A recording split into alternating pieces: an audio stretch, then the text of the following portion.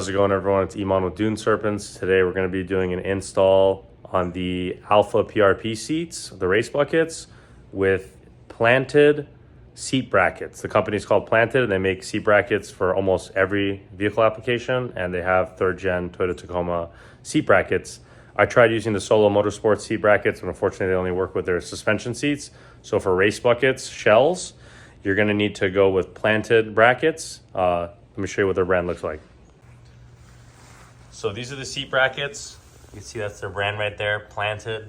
I actually already did the driver's side. That way I can learn how to do this install video. So now I'm gonna do the passenger side. It's pretty much the exact same thing. But these are what the brackets look like. These are the side panels here.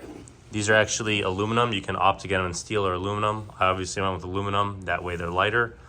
And they're actually easier to drill through. There will be drilling involved.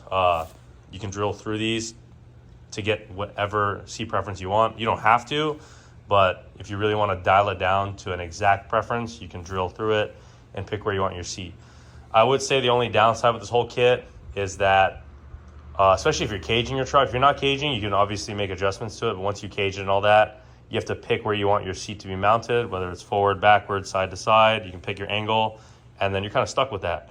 So yeah, there's no power seat adjustability here. No sliders, you're just bolted straight to the truck. So that's where this is gonna get a little complicated, is that you have to pick where you want to be. I'll show you what I'm gonna be doing, that we can get an idea of how to do it, and then pretty much it's totally custom. But these brackets are legit. I have the driver's side in right now, and they are very secure. Come take a look. You can see. So the driver's side's done right now. Very, very strong, very legit.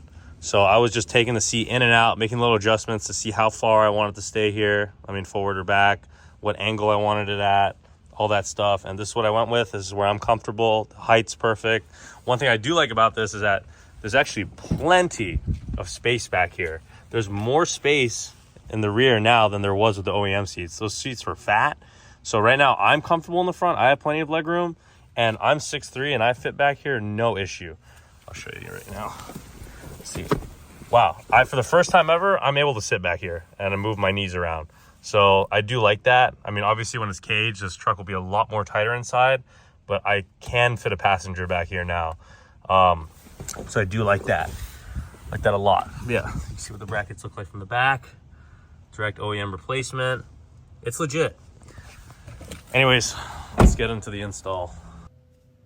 All right, we're gonna lay the seat with the head down. We're gonna put the side panels on first. It's very important that we put the side panels on first. That way we get to see the width of the seat when we go to mock it up in the truck. So this is the first step we're gonna have to do. If it doesn't make any sense now, it'll make sense when you're doing the install. But yeah, just mock these up, tighten them hand tight. You don't have to go crazy tight with these. We're just taking measurements here. All right, so now that these brackets are in here, we're gonna mount them up just like that. Just hand tighten these screws, that way the bracket doesn't move. And then we're gonna go ahead and place the seat onto here so we can get an idea of where we want it to be. All right, so once you mock these seats up onto the bracket, you can see we have movability here. You can kind of then adjust where you want the seat to be. Like I said, these are here for width. So whenever you have an idea of where you want it to be, you can grab a marker and draw a line. And then you're gonna take this entire thing out, lay it down, look where that line is, and start drilling where you had it mocked up in here. So like, this is gonna be coming out. So this is obviously an issue if you're not caging it, but I'm removing this panel here. But I'm just pretty much gonna play around and sit in it a couple times and see where I want it to be. Then I'll draw a line.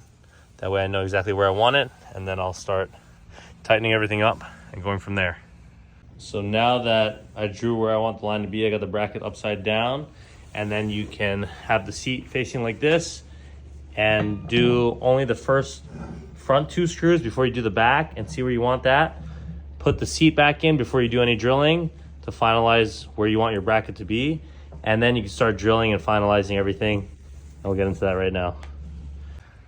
All right, so it's not completely done yet. Right now I have two screws on the bottom, one on each side, one here, and then one on the back side. That way the seat doesn't move. I have those mocked up too. That way I can see where I want the seat to be. And right now I'm 100% satisfied. I have this passenger seat about probably an inch more forward than the driver's side, just because the passenger is not going to be needing to steer or anything like that. And there's plenty of legroom here and in the back. So this is where I'm going to choose to have the passenger seat. Now I'm going to take the seat out again, and I'm going to start pretty much drilling. Now that I have the other 2 screws to hold the brackets in place, I don't have to worry about the mounts moving around. So now I can drill and the seat won't move. So we're going to take this out one more time.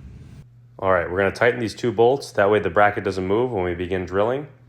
Now we're going to begin drilling. There's a possibility that you won't even have to drill on these brackets, but if you want that 100% custom location, there is a possibility that you will have to drill. Like on this seat, I only have to drill once. Here's a grade 8 lock washer, grade 8 nut, and I'm using grade 8 bolts. The hardware that came with it wasn't grade 8, and I just wasn't a fan of the whole Allen key hardware, so I wanted all grade 8, and I wanted to use my socket to tighten these. That way I know they're nice and secure. So everything's grade 8 on these. And yeah, that's pretty much what it looks like. They're tightened, very easy. I have my location, and it's all good.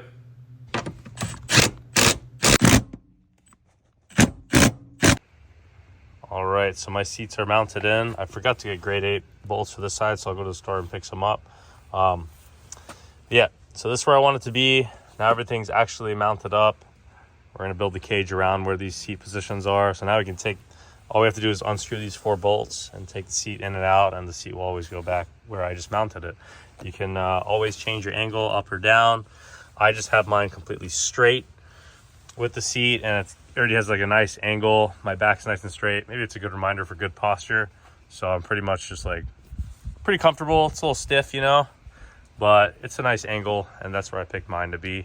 So you can use my seats for reference if you'd like, but obviously I'm probably different than you are. So, but you have that adjustability with these brackets, which I really like. But yeah, that's my driver's seat and passenger seat. They're installed, and now we're just gonna go from here and step by step for the rest of the build. Thanks for tuning in. Peace out.